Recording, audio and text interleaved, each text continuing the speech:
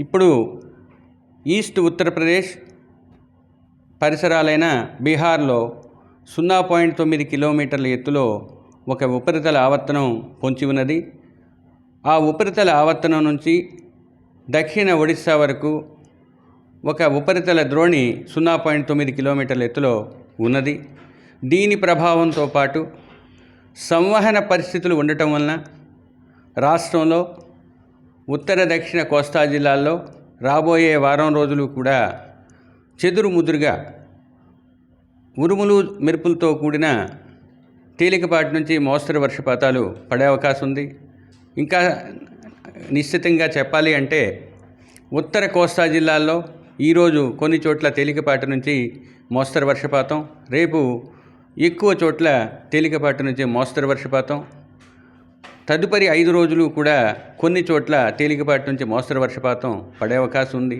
దక్షిణ కోస్తా జిల్లాల్లో ఈరోజు కొన్ని చోట్ల తేలికపాటి నుంచి మోస్తరు వర్షపాతం, రేపు ఎల్లుండి ఎక్కువ చోట్ల తేలికపాటి నుంచి మోస్తరు వర్షపాతం, తదుపరి 4 రోజులు కూడా తేలికపాటి నుంచి మోస్తరు వర్షపాతం నమోదయ్యే అవకాశం ఉంది.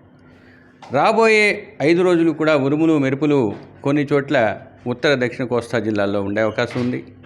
వీటితో పాటు ఉత్తర కోస్తా జిల్లాల్లో రాబోయే 2 రోజులు కూడా 50 నుంచి 60 కిలోమీటర్ల వేగంతో ఈదురుగాలు 1-2 చోట్ల వీచే అవకాశం ఉంది.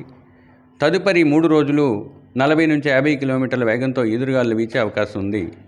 దక్షిణ కోస్తా జిల్లాల్లో రాబోయే 5 రోజులు కూడా 40 నుంచి 50 కిలోమీటర్ల వేగంతో ఈదురుగాలు వీచే అవకాశం కనిపిస్తుంది.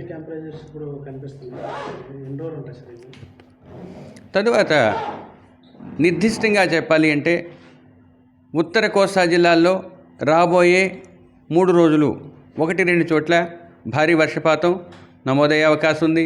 ముఖ్యంగా ఈరోజు రాబోయే 24 గంటల్లో ఉత్తర కోస్తా జిల్లాలైన శ్రీకాకుళం, విజయనగరం, పార్వతీపురం మన్యం మరియు అల్లూరి సీతారామరాజు జిల్లాల్లోని 1-2 చోట్ల భారీ వర్షపాతం నమోదయ్యే అవకాశం ఉంది.